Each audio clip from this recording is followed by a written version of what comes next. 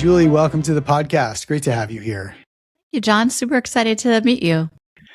Likewise. So, first question I had for you is, you were a full professor at Syracuse University, and then you left to start your own company, which is not the usual pathway, right? A lot of people maybe, leave entrepreneurship to join a faculty somewhere, but you went the other way. You went from something pretty secure to something just mired with uncertainty. So I would love to get inside your head as you kind of walk through what was going on when you did that. Yeah, well, many of your listeners probably will resonate with this, but I think I'm an entrepreneur at heart. Like, I will go back to when I was 5 years old. I would wake up in the morning and think, maybe I could sell perfume to the neighbors, like using our rose bushes or things like that. It's just like in my blood. So anyways, yes, I was at a very secure place at Syracuse University, tenured. Everything was going well. I loved teaching. And I had gotten my PhD and was really, really happy at Syracuse. I just continued to consult with school systems. And then people would ask me to do more and more and more and more. And pretty soon I was at this, I don't know if precipice is the right word, but I'm picturing myself straddling two huge things. One is full-time work at Syracuse, and the other is this consulting work that I was loving doing. And I just had to make a decision or else I would break in half, essentially, because it was like I was being pulled in too many directions. And I decided to go the unsafe route, the unsecure route of moving away from things like healthcare and those kind of things that are just provided to you in those kind of positions to a lot more uncertainty. And it really, really, really paid off in about 1,000 ways. Oh, that's amazing. Yeah. I actually did the opposite route. So I started my career as an entrepreneur. And then when I exited my company, became a faculty member, of course, then got back into the business. And I've been doing both for almost 20 years, which seems like a really long time to be doing both. But yeah. So how would you describe your typical day as an entrepreneur compared to being a faculty member? Well, I like to live by design. So the work that I do, I don't know, it's about 50-50 in terms of designing my dream life and designing my dream career. And so the difference is I don't have office hours. I don't have anyone telling me what I need to do or where I need to be or when classes are and all that stuff. Although, to be honest, to be a faculty member is a pretty sweet gig. I don't want to get that mistaken. It's just I don't have anyone telling me, except me, what to do and who to be and what avenues to go down. I also don't have the pressure to publish in the same way. And I probably published even more without the pressure because I just enjoy writing. So everything is kind of based on what brings me the most joy.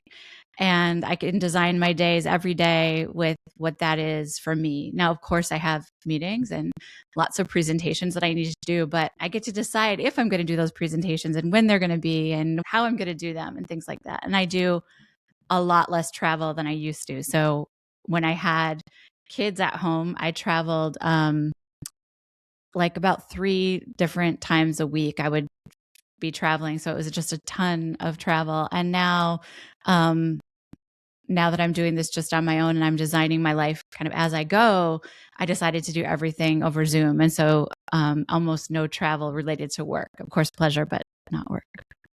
I want to talk to you a little bit about how you develop a company with a remote first culture, right? Or remote first operations. But before we do that, I wanted to have you talk a little bit about what your business is in the first place. Oh, okay. Yeah.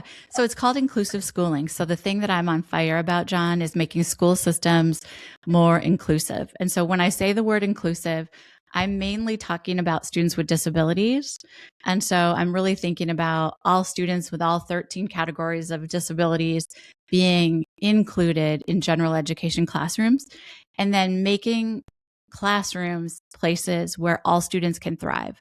So rethinking the traditional classroom of, when we were in school, John, it was raise and respond and sit and get and behave and sit still and do the things. And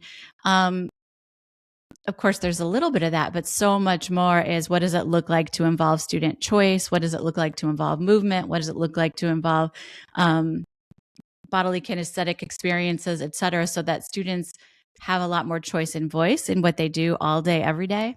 So I teach school systems how to make schools more inclusive for all kids.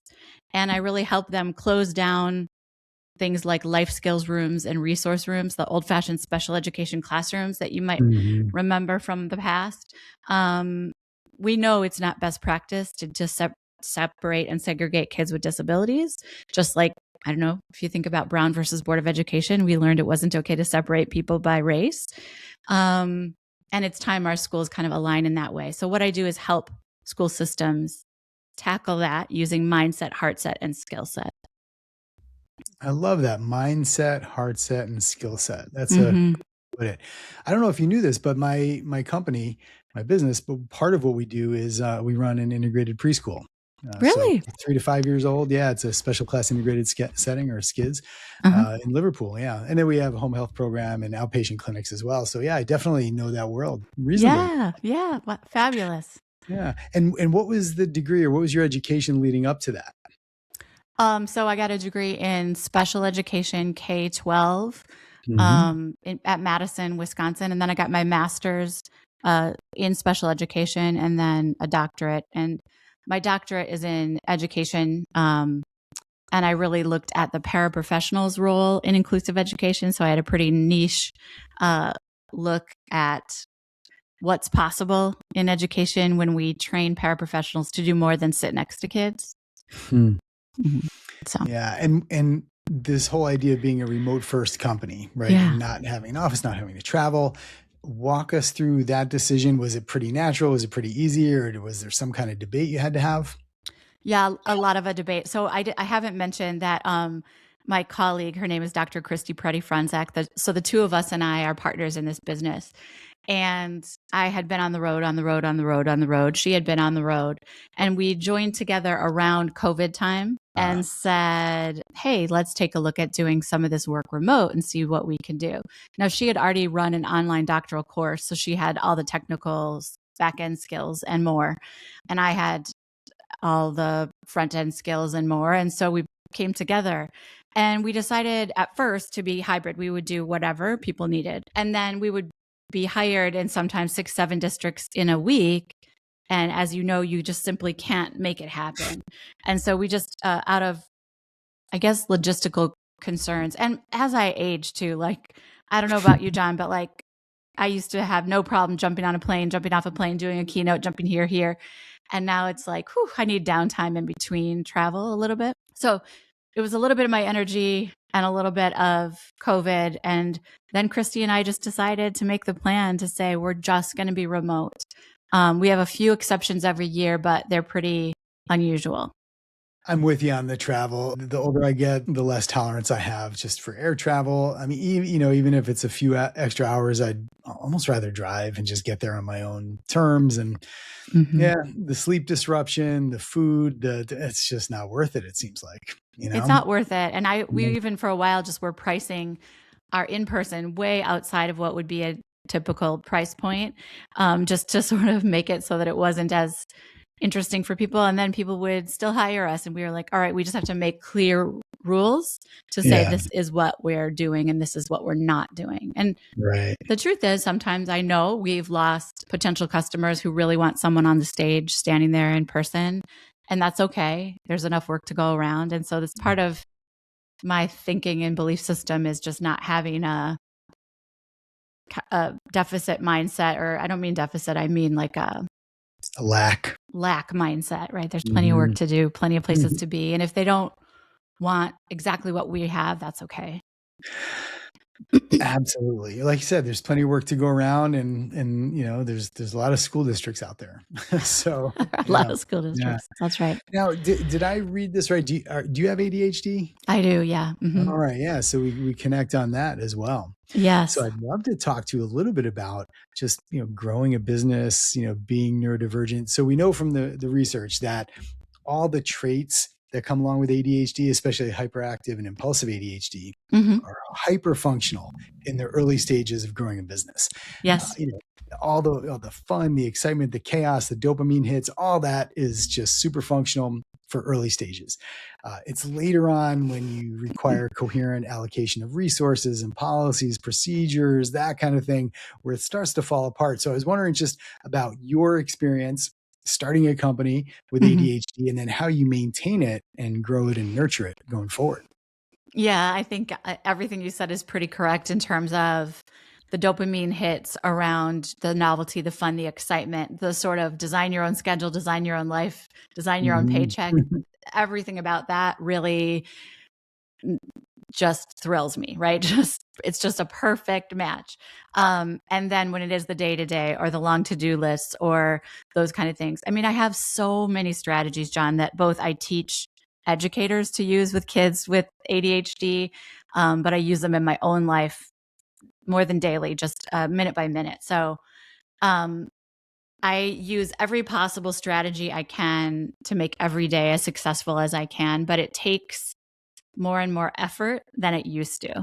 Hmm. I don't know. I don't even know who came up with the spoons theory, John, about ADHD that you get like 8 spoons a day. Have you ever heard this Mhm. idea? I have, And yeah. then, yeah, and there's someone knows much more about it and is going to be more articulate about it. But essentially, just the day to day right now takes about 4 of my spoons, right? Just it's like a lot.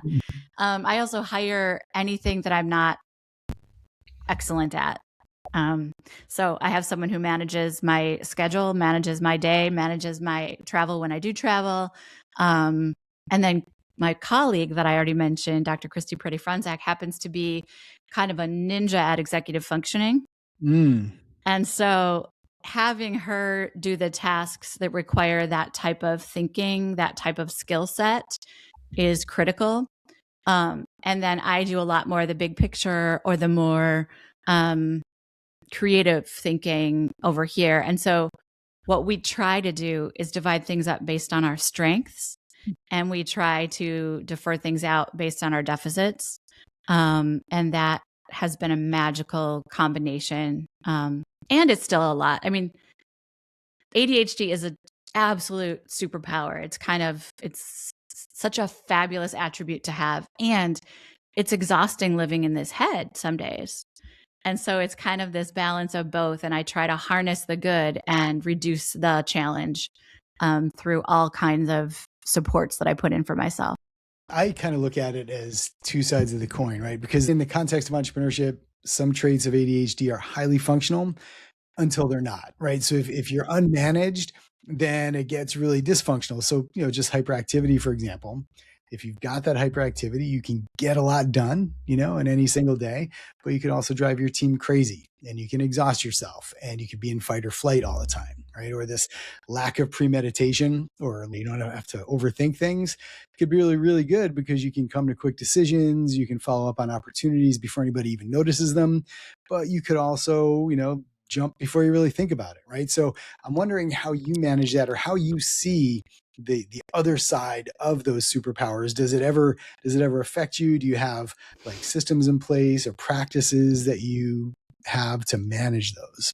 Yeah, I'll kind of share like a cautionary tale. So before I had Liz, who was supporting me all the time as an administrative assistant, I, for example, was hired somewhere around Syracuse, and I have both time challenges and space challenges. So it's either now or it's not now. Like those are those are how I roll, right? And I'm literally finding places without a GPS, like forget about it. So um yeah, an example was I was hired to do a presentation and it was 2 hours away, and I went the wrong way on the throughway for 2 hours, right? And then was at the wrong place, and then they called, and then now I was 4 hours from the presentation, right? And those things happen to me all the time. It's so interesting to just see how these things come to be in a real fast-paced life. And it's just some epic fails, right? Just epic fails like that.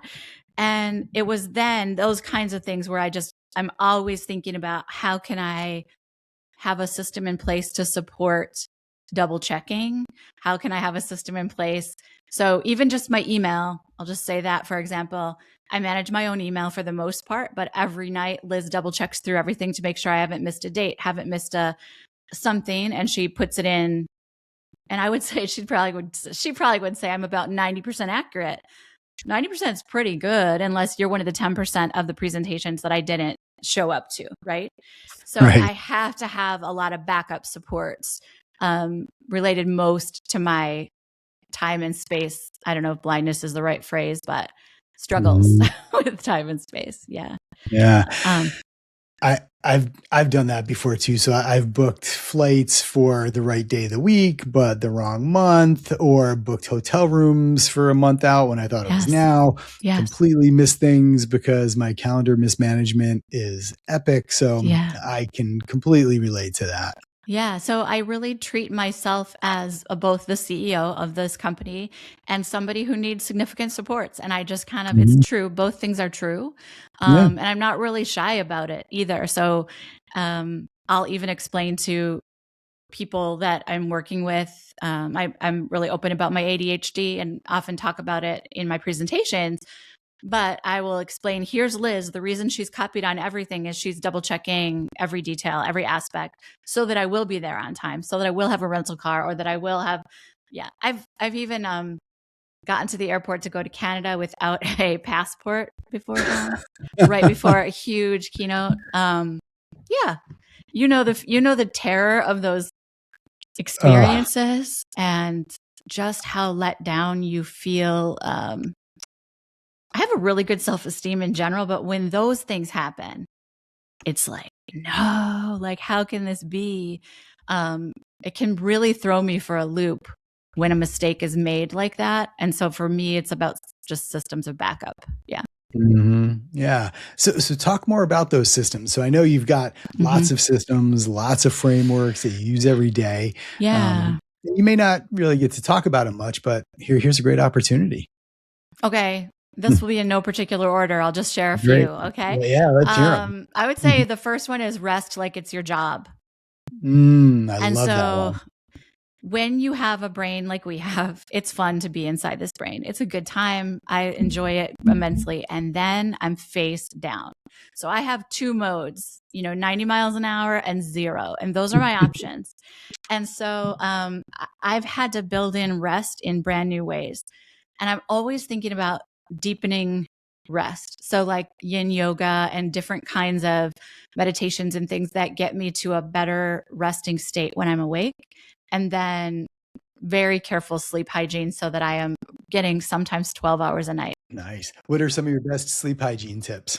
Okay, so the things that I do: lavender scent, Hmm. shower before bed, no phones in the bedroom. I give myself a half hour to stretch just my body. Um, and then I just lay there and read, or my wife reads to me. It's very cute. Like, we're reading books together. So one of us reads and the other one listens. And then I just off to sleep I go. But all those things have to be in place in order to get that maximum sleep that I need. Yeah, and then it's important for executive function. I mean, I love that you said rest like it's your job, because so many times entrepreneurs treat rest as just something incidental or almost like a weakness, right? Sleep when you're dead, push through it, pull all-nighters. But I'm glad to hear you say that. And it's important for people to hear that rest has to be prioritized in order to perform at your best. And in an entrepreneurial context, that is key. That is key. And I don't know if you've experienced absolute burnout, but I would say I have experienced absolute burnout. And so it's like, also when you visit that place called burnout, and you probably have lived there for a couple of years without knowing it almost, Yeah. it's just not a place you want to visit again. So not just about productivity, but for me, just mental health wise, it's just not pretty. It's not where I want to be. Hmm. And luckily now my kids are grown like yours and out of the house. And so you really can prioritize sleep in a different way than when you were Hmm. parenting. Yeah. Yeah. So my first thought would be that. My second is I have these morning setup routines. Um, I, oh yeah, we are recording. I'll show you. This Hmm. will just be every day is a journal page like this. So I'm just, Uh-huh. Yeah, I love that too. Very visual, very tangible. I yeah, love it. like this is today, just Hmm. here it is. And so if you're just listening, all I'm doing is showing a book of very colorful, lots of washi tape, lots of stickers.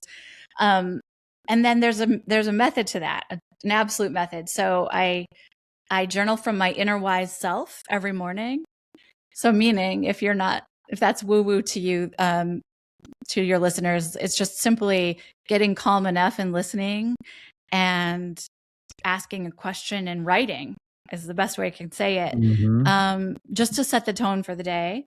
And then I have my to-do list, and then I divide my day into 15-minute increments, and I have a timer, and I follow that timer all day long. Of course, I build in rest into those 15-minute increments, but I find with time blindness, it is, if I can see the day and see all that's possible, I'm just thrilled, right? It's just like, look at all these 15-minute blocks that I could do something amazing with. And so I'll take the brain dump over here and I'll put it into my 15-minute increments. And then I'll make sure I build in, as silly as it sounds, I have to make sure to build in breakfast, lunch, and dinner, or I'll forget.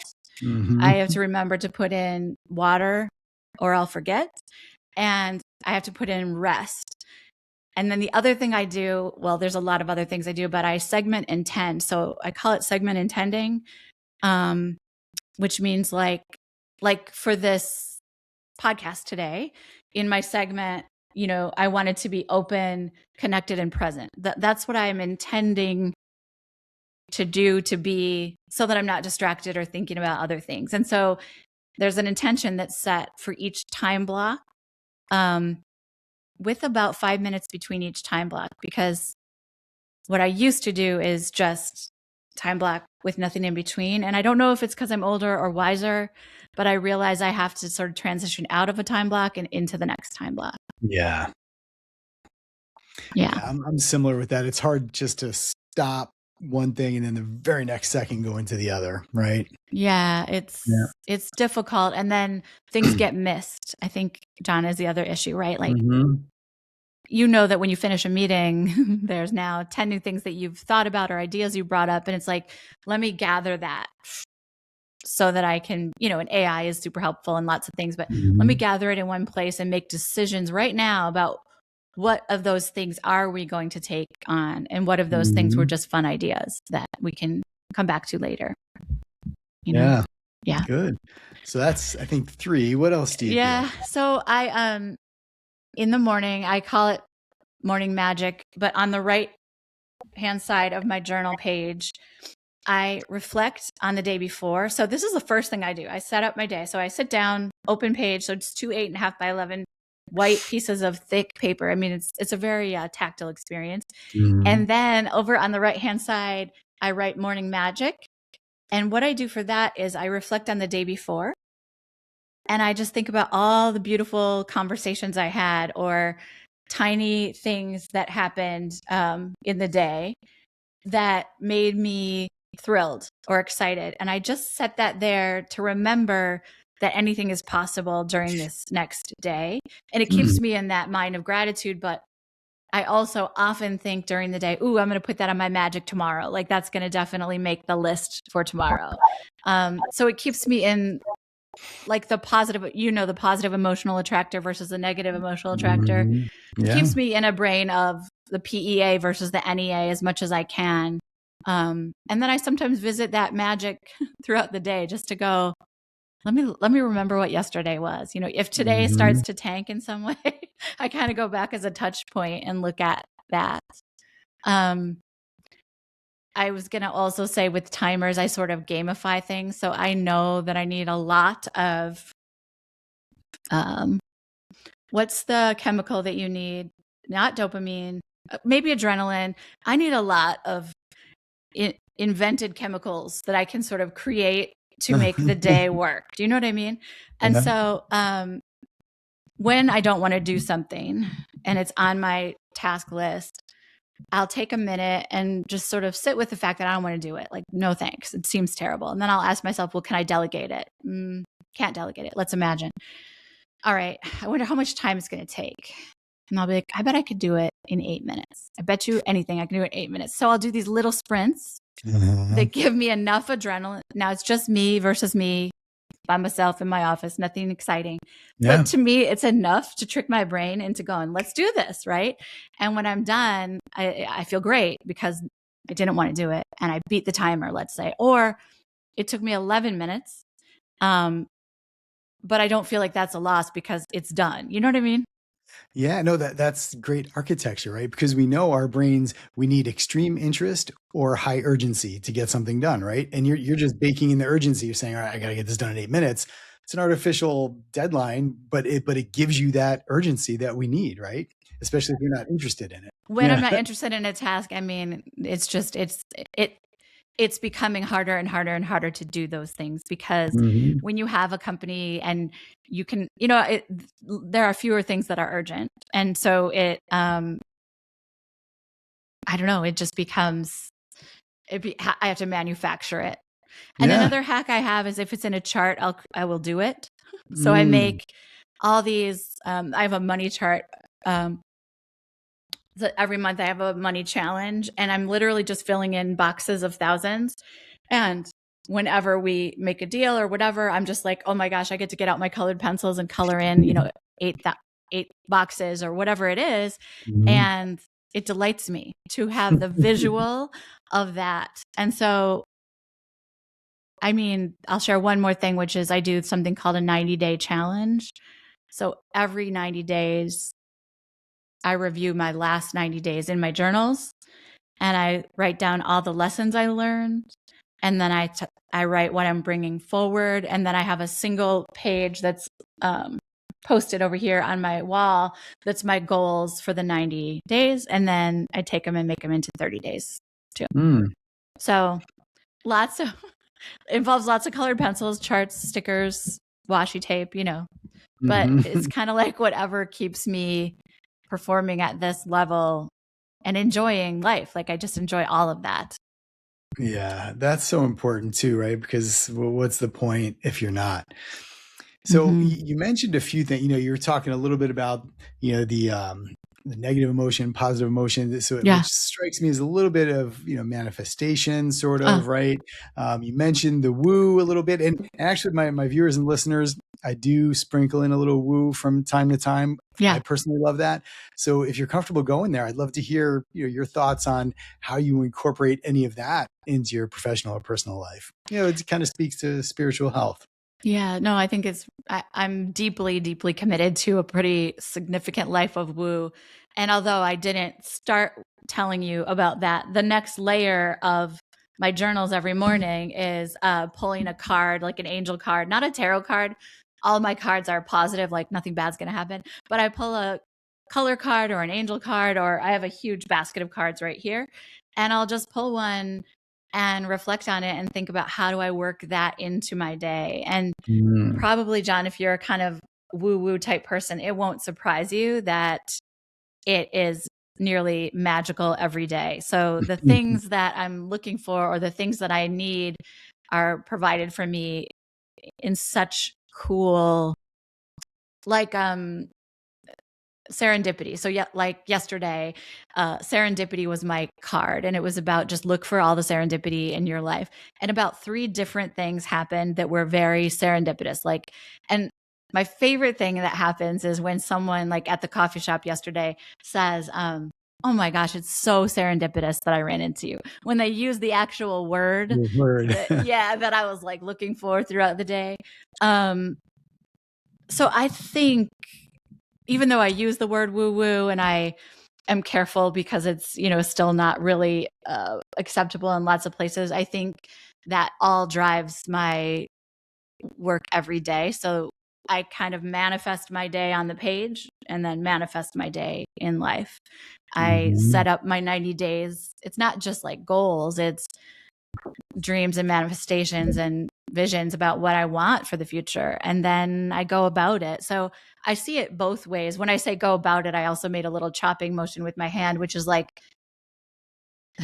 it's like, it takes some executive functioning to go from dream to how to get there. And so I don't need systems for the dreaming because I'm pretty good at it, but I need the systems for the achieving. Mhm. And when you draw it, write it, create it, it comes true. I believe that too. And I think, especially the students that I work with, more and Mm-hmm. more of them are starting to feel like it's acceptable even to accept that or even talk about it, right? But Hmm. Hmm. and the science is catching up, right? I mean, we're able. I mean, our brains really don't know the difference between something that we imagined and something that actually happened. It's all the same up there. So, Yeah. there's a real, I guess, there's a real basis for that. So visualization has been used by athletes forever, by artists. So yeah, it's natural that you would do it in business and in life as well. That's right. And so I'll even visualize how many presentations I want over the next 90 days, how many dollars I want over the next 90 days. And it's not just those kinds of things.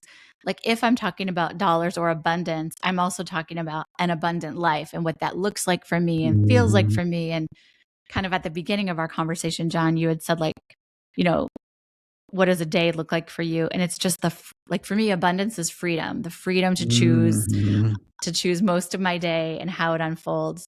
And if I'm not careful, I'll work 24/7. So a lot of these, and because I love the work, so a lot of these strategies are keeping me thinking about rest, making sure I eat, making sure Mhm. I take care of myself. I mean, I'm literally having to study like, well, what would a hobby be? Because I don't understand the concept of hobbies, like in general.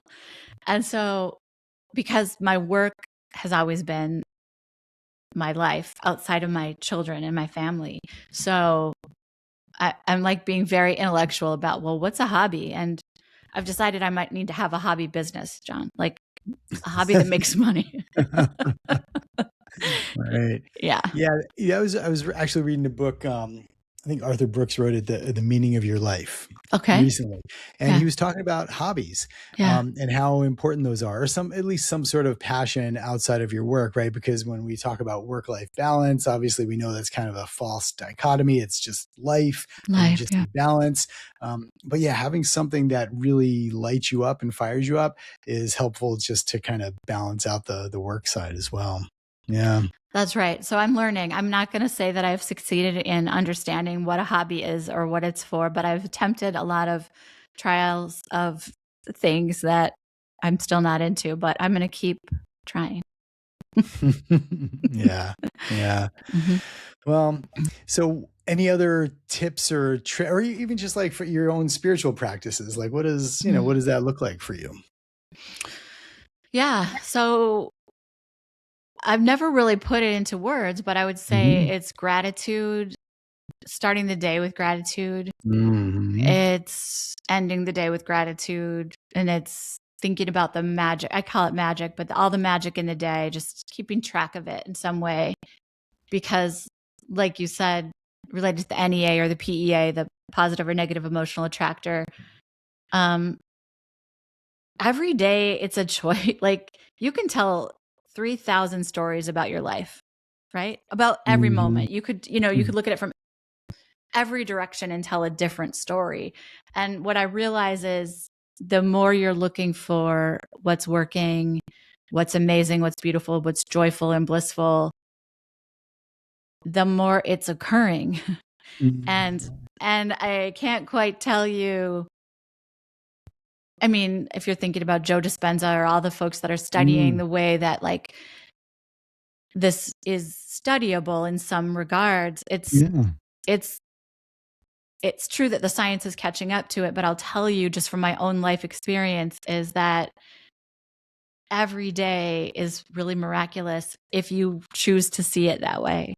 And the more I choose to see it that way, the more ends up being so. Yeah, and it's just a practice of being able to spot it or pick it up, right? Because Yeah, there are miracles everywhere, there is beauty everywhere, and it's just your, I guess, observational bias, right? Whether or not you see it. that's Because right. two people can be sitting there doing the exact same thing. One could be super frustrated, the other could just, see the humor or the beauty or the love in it. So no, I totally agree with that. It's just a way of looking at it. Well, I'll use that example with crows. So I will say that I've been successful at starting a bird watching hobby in my backyard. All right. That actually is a pretty cool contemplative practice, I think. Yeah. It's pretty amazing. And then I just learned about this app where you can be downloading all the sounds of the birds and it shows you. So Mhm. I'm pretty into it. So yesterday, Ellen, my wife, and I were sitting out back and watching the birds and listening, and Ellen was devising a plan about the crows, right? She was like, the crows, they're just taking all the food from the songbirds and it's just a problem. And I was like, oh my goodness, I love the crows. Like, I really love the crows. They're just bigger and they need, more food and different food. But like, I'm so happy that we have the crows. And Ellen goes, I'm going to change my thinking about crows. And I was like, yeah. And then I started to tell her about this particular bird that I learned about on TikTok and how brilliant it was and how it brought gifts to the owner and all this kind of stuff. And we just had such a lovely discussion about crows. But like 5 minutes before, she was thinking, can you poison crows? Like literally, she was having quite a reaction. She's a New Yorker, like by nature. So she was like, I got to get rid of these crows. I was like, what are you talking about? So same bird, same backyard, same experience. It's just what you choose to see. Exactly. Yeah. And we can do that throughout our lives, right? Business, personal, family, anything. Yeah. Yeah. That's right. That's right. So like every presentation that I'm about to do, I segment intend it. I write down what I expect to hear afterwards, what's going to, and just literally 9 times out of 10, someone says the exact phrase, the exact thing that I was hoping to hear afterwards. And it's such validation that this universe is a lot more powerful than we give it credit for. And there's just a lot of other forces at work all day long that you can harness if you choose to. Yeah, no, I agree with that. The phrase that the universe is conspiring in your favor, right? I've always kind of thought of that. And I use that like if I've set a goal or I really want something and it doesn't happen, I'll kind of, that just happens in entrepreneurship, right? In business and in life. So I've kind of reframed my thought process where I don't necessarily, I do set goals, of course, right? But I don't have anything big in my life where I've got to do this, I've got to accomplish that, or this has to happen for me to be happy, right? But I think, yeah, this would be cool if this happened, but if not that, then something better, right? That's right. Because that's just what happens to me. And that's like a little mantra I have is that, yeah, only good shit happens to me. Only good shit happens. Not always true, but that's what I try to think, right? But I mean, even in retrospect, even the bad things, it's like, oh, I can still look back. I mean, the things that are just like really hard, no matter how you look at it. And there were lots of gifts that came out of those experiences. And it's not being Pollyanna. It's just true. It's just true if you can look at every experience and say, well, what's the lesson here? What did I learn here? And what's the gold here? And it's always there. Yeah. You don't get the job that you're hoping for, the promotion or the deal you wanted, but guess what? That opened up time for the next thing that was actually even better or cooler or more profitable or more interesting. So yeah, there's a lot of that kind of, I guess, synergy or serendipity or some sort of combination of those. That's right. Yeah. No, agreed. I agree. And I think, when something happens, I was just thinking about like, we stopped working with this district that was using a lot of our time and energy, and it was awesome and we loved them. And then because of the word inclusion, they decided not to work with us anymore. And I was devastated at first and thought, here we go, like now it's going to be a thing. And it took me a minute to say, whoa, you don't know what's going to happen because of that. And so I ended up just getting a book contract just for that next month. And it was just like so fun to write this book, and I wouldn't have done it without it. And it's just every single time something better happens. Yeah. So why is this happening to me? Why is it happening for me? And if not that, something better. Those I think are really, really great mantras or words to keep you going.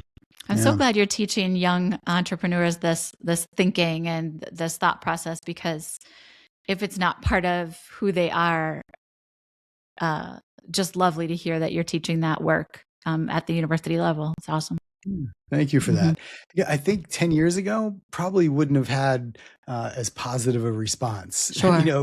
But I think now it's, especially at Whitman, it's they place a lot of value on student mental health, and because we've seen our students become more anxious, feeling less connected, and so on. So I think really understanding who these humans are that we're preparing to go out into the business world is really important. And I'm really proud of the school for taking that stance and prioritizing that. That is amazing to be in a place where that can be, you can shine the light on the importance of it, but also like all of your students learning from a young age to balance their life in meaningful ways is just really powerful, because many of us had to burn out to learn a lot of those life lessons. Absolutely. Yeah, no, I was there too. And, my burnout just looked like a radical deterioration of my health on almost every meaningful metric, right? Until I had to bring it back. And that's really it's almost selfish in a way, is that you're prioritizing your own mental, physical, and spiritual health so you can enjoy the fruits of all your labor deeper into your life, right? So you're not dealing with chronic disease that could have been prevented 20 years ago. You've done all the things that you needed to do. So you're just living a happier, more productive, more fulfilled life. And I think that resonates with students. Well, I think compared to, say, like generations of our parents' age, it was just like you work until you retire. And as you know, you would just see people at retirement age and they didn't have much left in the tank, or didn't have much health left or any vitality left to enjoy life. And it was just such a cliff to fall off of, right? And so this time in life is pretty interesting. I mean, I could retire if I wanted, but I just love having all that health and energy and being able to enjoy life and try to learn how to make a balanced life every day. Yeah. And you mentioned just, your time independence and place independence. I mean, that's a major driver for me too. Is it? Academic settings are uniquely cool in that way, as you get a lot of time. I mean, you have to be in class certain times of the week and that kind of thing. But beyond that, you've got a lot of leeway. Just like you're running your own business, you've got flexibility. And I think that is a driving force. And I see a lot of my students kind of discounting the older ethos, right? Of like, you work for 40 or 50 years, you get the gold watch and you go play shuffleboard for a few years until you finally die, right? Yeah. I think they're realizing that there's definitely got to be more to this whole thing we're doing here than that. Yeah. Did you read it's an old book, The 4-Day Work Week, the 4-hour work, is it Tim Ferriss? Tim Ferriss. Yeah. I read that a long time ago and I was like, that is it. Like, that is the thing called, if you can just design your life and balance it from the start, if you're lucky enough to be able to do that. That's it. It's about intention, right? And I really, I admire that you do that. So what's next for your business? Like, where do you see this going? Yeah, it's so funny. Christy and I, we have a 5-year plan all the time, which is like, in 5 years, we're going to talk about off-ramping, those kind of things. And then we just never do, because we're both so on fire about every new opportunity that comes our way. So at the moment, we're just going to keep it at, in drive, I would say. And we're just having a blast teaching schools how to do things differently. And the joy I get from working with school administrators and students and educators all over the world is just like, there's nothing like it still for me. So we'll just keep doing that until I make a new decision, but I don't know when that will be. But I will try to learn to have a hobby besides birds watching. Yeah. And even that would be good enough, right? As long as it keeps you fired up. Yeah. So where could people find more about your company and your work and what you do? Yeah. So you could just go to inclusiveschooling.com and you can find our website there. We do workshops and trainings for school districts all over the world and all over the country. And we have lots of books and lots of on-demand professional development that's really, really powerful. Amazing. Julie, thank you so much for generously giving of your time to share your story with us today. I really appreciate it. Thank you, John. It was my pleasure.